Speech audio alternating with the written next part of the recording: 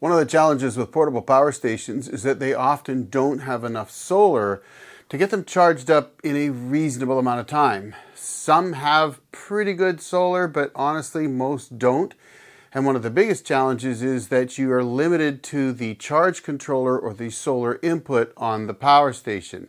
So today I want to show you how you can add another solar charge controller, in this case an MPPT or maximum power point tracking controller, to a power station that has an available expansion battery port. I'm going to be using the Opus Mega 1, which has an expansion battery port that as soon as the unit is turned on, that expansion port is available for use.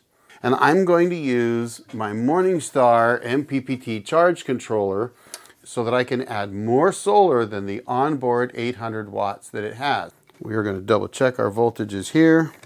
I've got 52.6, and down here I've got 0. So here we go. Turned it on. I now have 52.6 coming across here.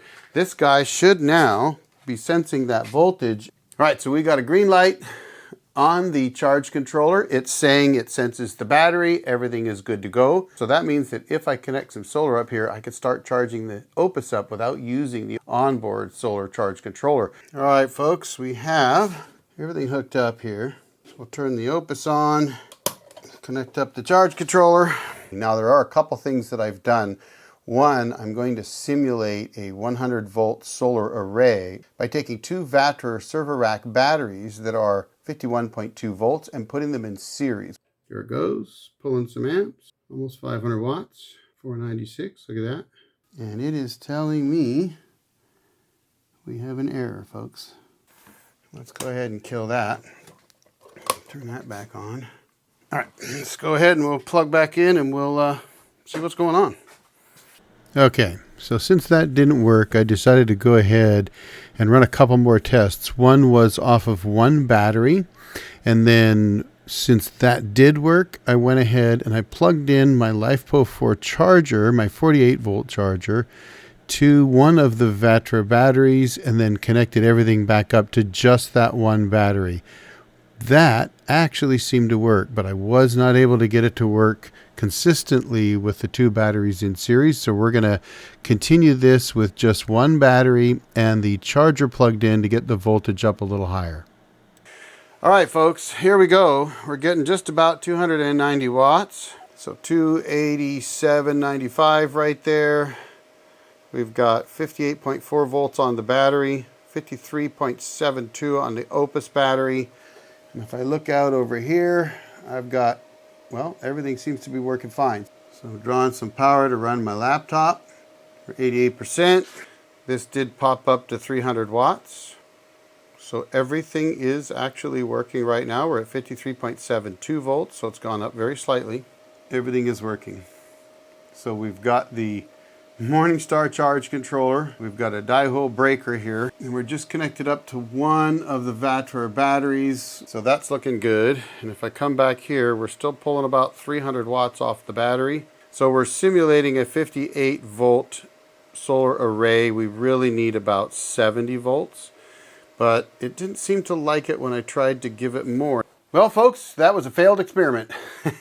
I thought I could take that charge controller and connect up a power source, i.e. a couple batteries, and make them mimic a solar array and run that charge controller into the B2 port on my Opus Mega 1 and have it charge up the onboard battery. However, that's not what happened. It was actually charging the unit.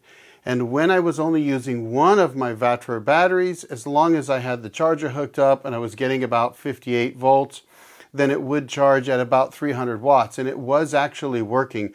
But anytime I tried to connect the two batteries in series to give me over 100 volts coming in, for whatever reason, the charge controller itself kept trying to ramp up the voltage on the battery, even though I'd set my settings very low so that it would only go to like 53.68 volts.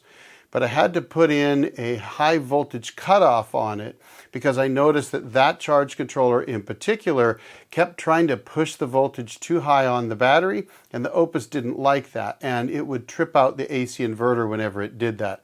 So as long as I kept the voltage down around 53.7, even up a little higher to about 54 volts, the inverter ran just fine, everything worked, and it was actually charging at 300 watts.